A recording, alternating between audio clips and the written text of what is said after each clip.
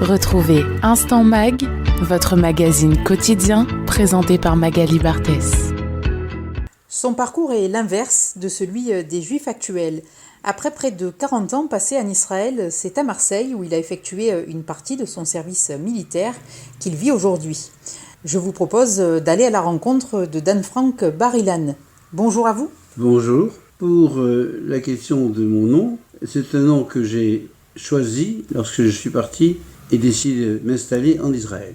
Je suis, on peut dire, un personnage qui a véritablement essayé de trouver dans ce pays la recherche à un idéal, la recherche d'autres formes de vie. Et il est vrai qu'à cette époque-là, Israël était un fleuron pour toute la jeunesse dans beaucoup de pays.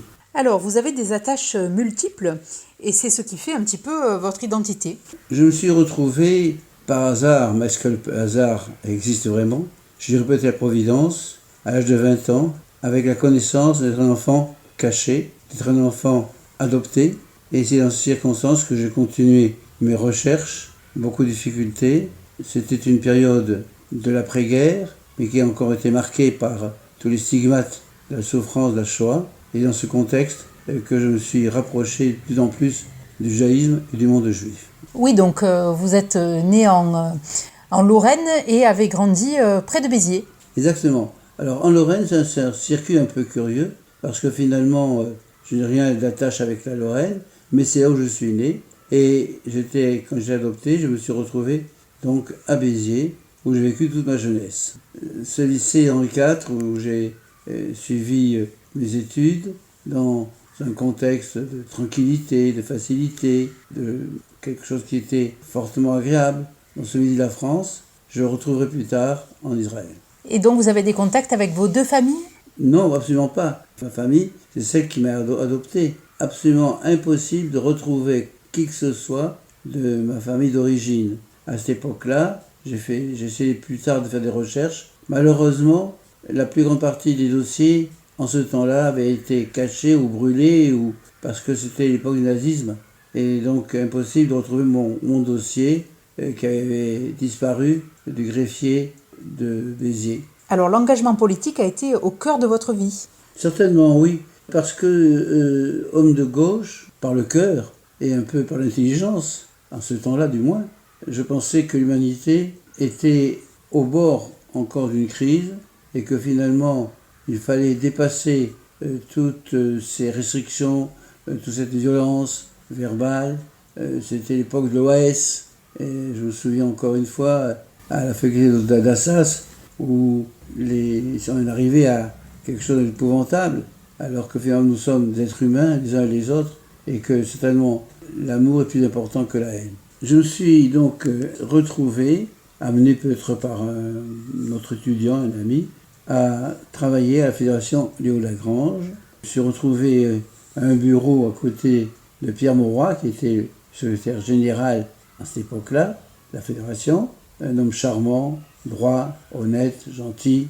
Et c'est à ce titre de secrétaire qu'il m'avait proposé d'être responsable d'un groupe d'Israéliens qui devaient venir en France, de haut niveau, de grande culture.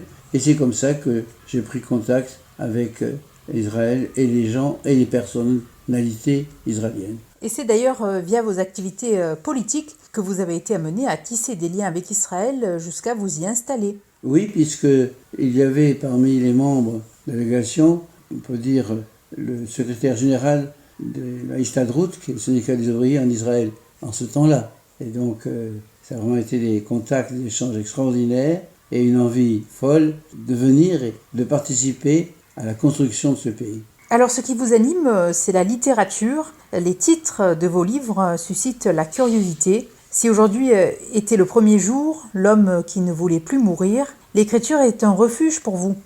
C'est plus qu'un refuge, c'est un refuge dans la situation présente à l'heure actuelle, où nous sommes constamment concernés par la brutalité, par différents conflits qui sont un peu partout.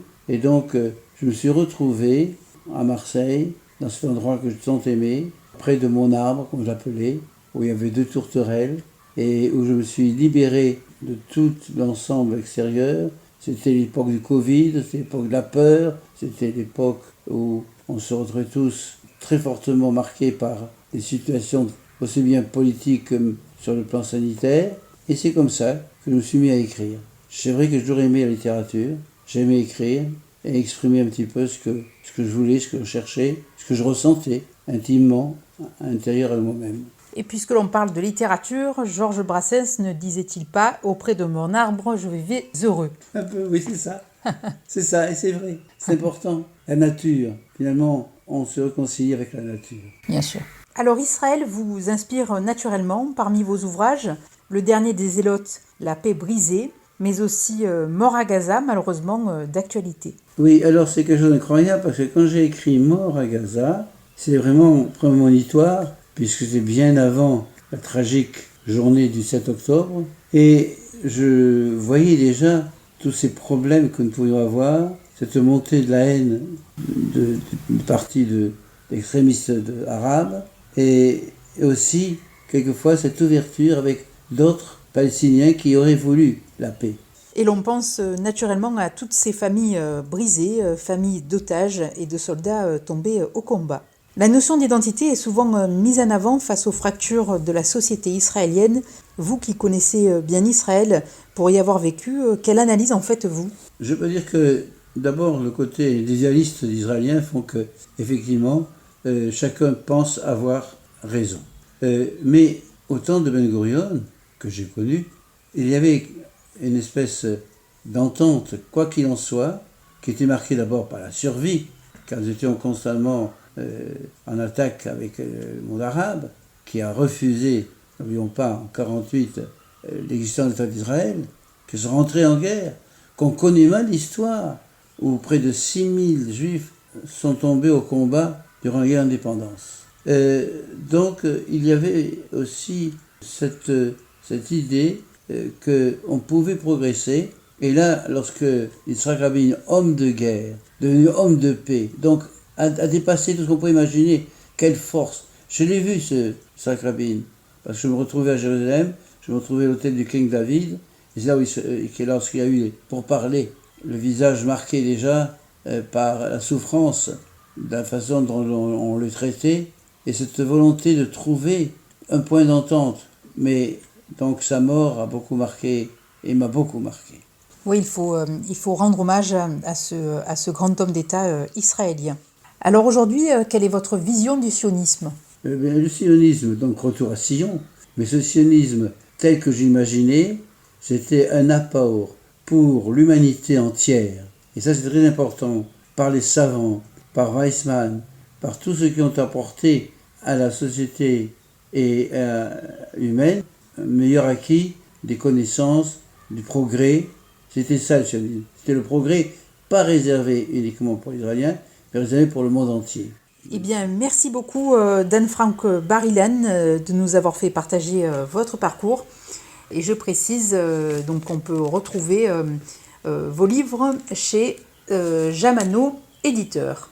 Merci beaucoup et j'espère que nous aurons le plaisir de nous retrouver et peut-être encore une fois de pouvoir exprimer tout ce qu'on peut ressentir dans l'actualité présente et surtout, comme on dit en hébreu, Yetov Tikva, l'espérance. L'espérance qu'un jour sera meilleur. L'espérance, c'est sur ces mots que l'on se quitte.